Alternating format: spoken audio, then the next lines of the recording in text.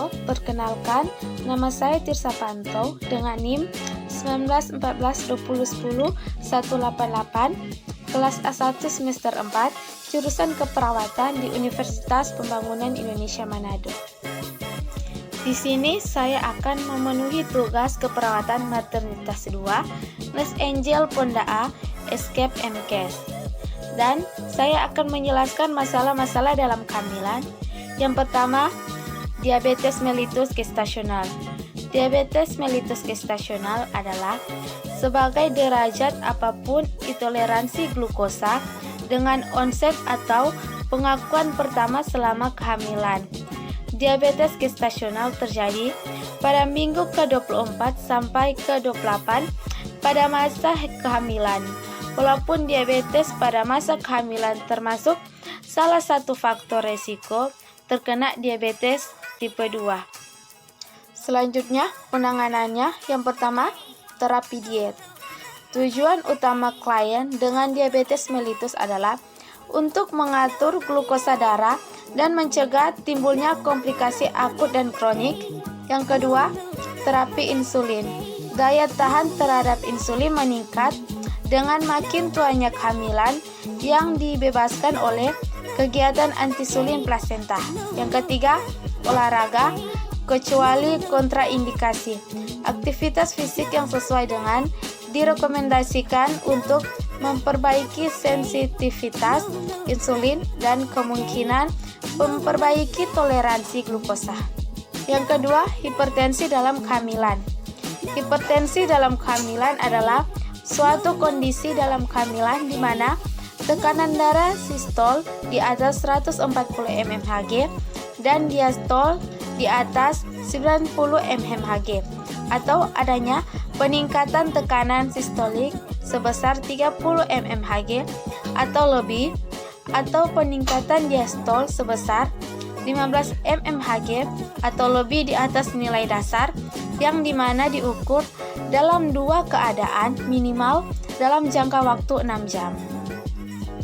Selanjutnya penanganannya yaitu anjurkan melakukan latihan isotonik dengan cukup istirahat dan tidak baring, hindari kafein, merokok dan alkohol, diet makanan yang sehat dan seimbang, mengkonsumsi makanan yang mengandung cukup protein, rendah karbohidrat, garam secukupnya, dan rendah lemak, menganjurkan agar ibu melakukan pemeriksaan secara teratur yaitu minimal 4 kali selama masa kehamilan.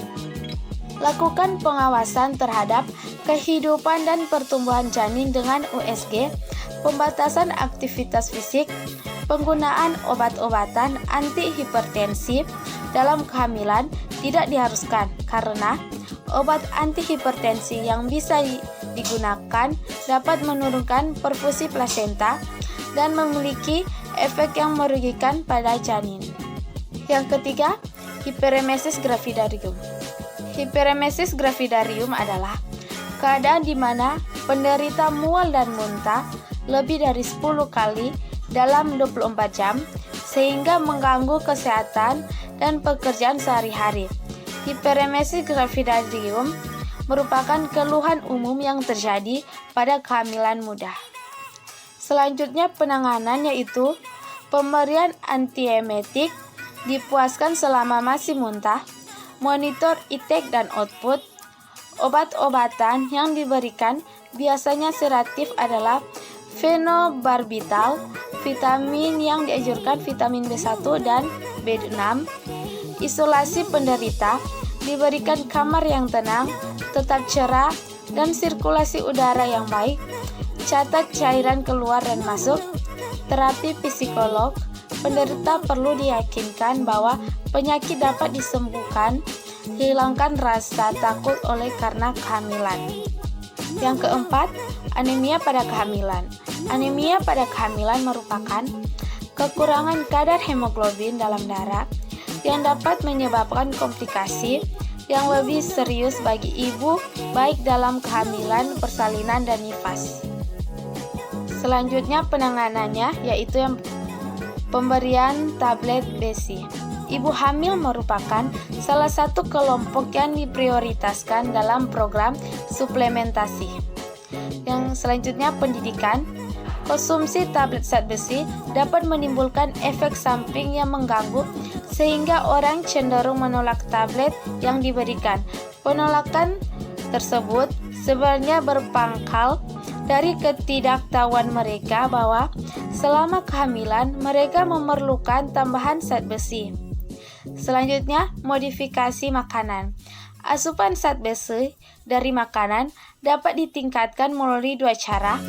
Adapun caranya ialah pertama, pemastian konsumsi makanan yang cukup.